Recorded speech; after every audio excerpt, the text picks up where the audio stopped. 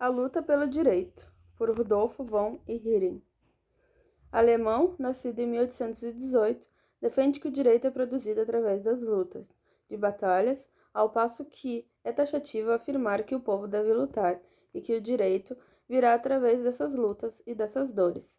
Tanto é que compara tais lutas às dores do parto. Afirma que quando o povo luta por seu direito, a ligação será muito mais forte, real, verdadeira e incondicional, bem como a ligação de uma mãe para com seu filho.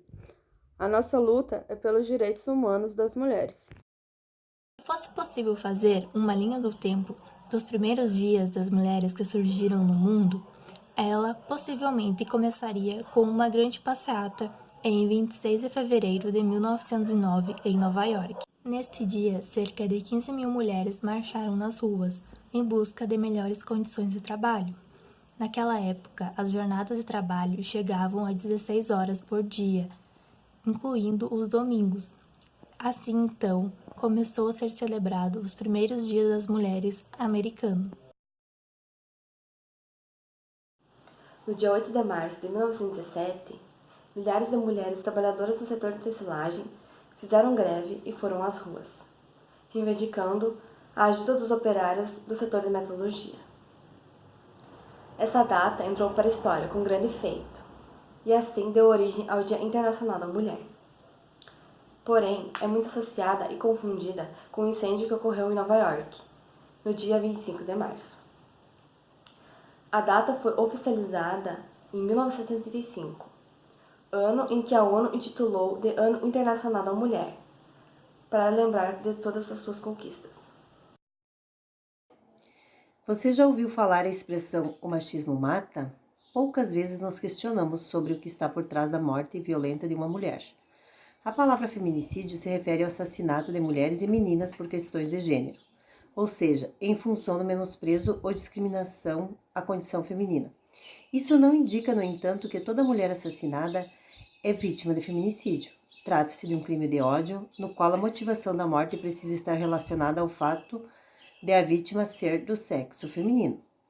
São exemplos de feminicídio os crimes encobertos por costumes e tradições, que são justificados como práticas pedagógicas, como apedrejamento de mulheres por adultério, relacionadas com o pagamento de dote, a mutilação genital, os crimes em defesa da honra.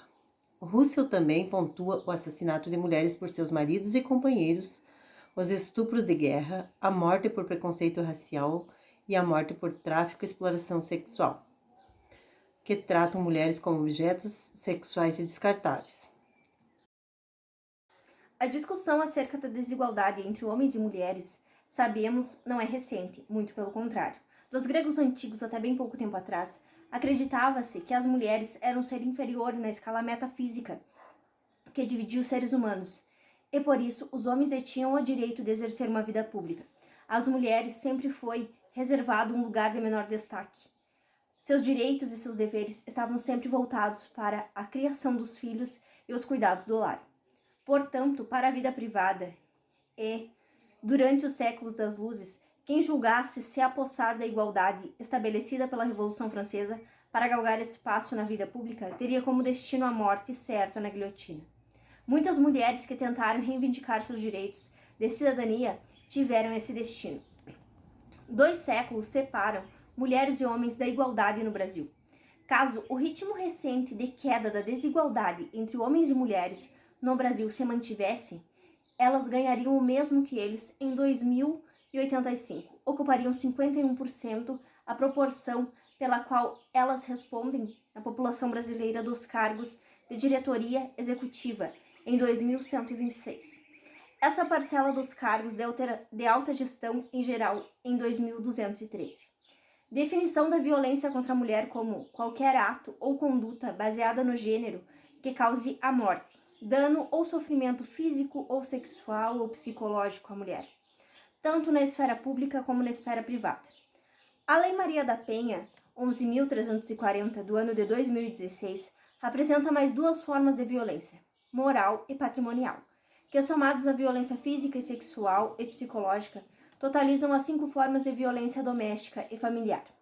Em 2015, a Lei 13.104 altera o Código Penal para prever o feminicídio como circunstância qualificadora do crime de homicídio, inclui no rol de crimes hediondos. O feminicídio, então, passa a ser entendido como um homicídio qualificado contra as mulheres, por razões de condições do sexo feminino. A luta das mulheres no Brasil vem desde 1970, a fim de reduzir as discriminações. A escolarização das mulheres cresceu em todos os níveis de ensino, sendo que a partir de 2000 elas passaram a ser a maioria dos matriculados e também dos concluintes tanto no ensino fundamental, médio e superior.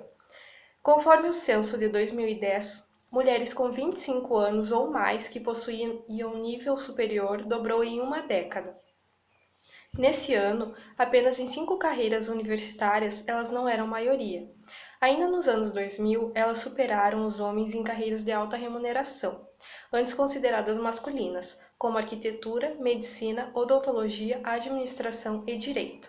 Em 2013, as mulheres eram 55% do total de estudantes inscritos nos cursos de graduação presencial e 60% dos concluintes.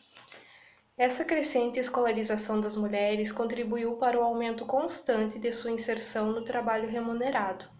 Sua participação no mercado de trabalho aumentou 85% entre 1976 e 2007 e cresceu 33,9% entre 2001 e 2013.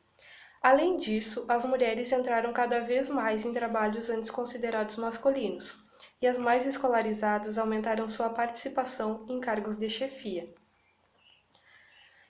No âmbito legislativo e das políticas públicas, há também importantes avanços que se acentuam a partir dos anos 2000, quando são criados órgãos governamentais destinados a gerir políticas para mulheres. No que diz respeito ao combate à violência, são implantados sistemas de notificação da violência contra mulheres, são sancionados a Lei Maria da Penha em 2006, o feminicídio em 2015, além disso, é alterada a tipificação penal de estupro em 2009. Ainda é necessário falar em nossos direitos políticos, que não são plenamente exercidos, pois não representamos nem um quinto das casas parlamentares. A baixa participação política e econômica das mulheres baixa o índice de igualdade do Brasil. Apesar das mulheres terem melhor desempenho em educação e longevidade que os homens, a renda das mulheres é 42,7% menor que a dos homens. O Brasil ocupa a posição 94 no índice de desigualdade de gênero de 160 países estudados. Ainda é necessário falar em nossa liberdade de ir e vir, que é restringida e turbada pelos assédios sexuais nas ruas e outros locais públicos. Em nossos direitos sexuais, que são violados quando se questiona se uma universitária bebeu demais quando foi atacada por outro colega. Ainda é necessário falar, porque continuamos a ser presas por não ter garantidos direitos reprodutivos de forma integral, o que leva muitas mulheres a se arriscarem em clínicas clandestinas de aborto, porque nosso direito à vida ainda é ameaçado, ou mesmo violado, envolvendo a violência de gênero, praticada em sua maioria em nossas próprias residências, por qualquer companheiro que mantemos relações afetivas. Diante deste cenário, é uma notícia aparentemente boa a aprovação pela Câmara dos Deputados do Projeto-Lei 8.305 de 2014, do Senado, que inclui o assassinato de mulheres como qualificadora do homicídio quando o crime envolve violência doméstica e familiar ou menosprezo e discriminação contra a mulher. Mas ainda resta uma dúvida. Incluir o feminicídio como crime específico, ainda que com natureza jurídica de qualificadora, é a solução para alterar esse cenário? Já há, sim, igualdade entre homens e mulheres na nossa Constituição, pois esta é a primeira Constituição que contém expressamente a previsão de igualdade formal entre os sexos. Mas para alcançar a igualdade material, ainda há um longo caminho a percorrer.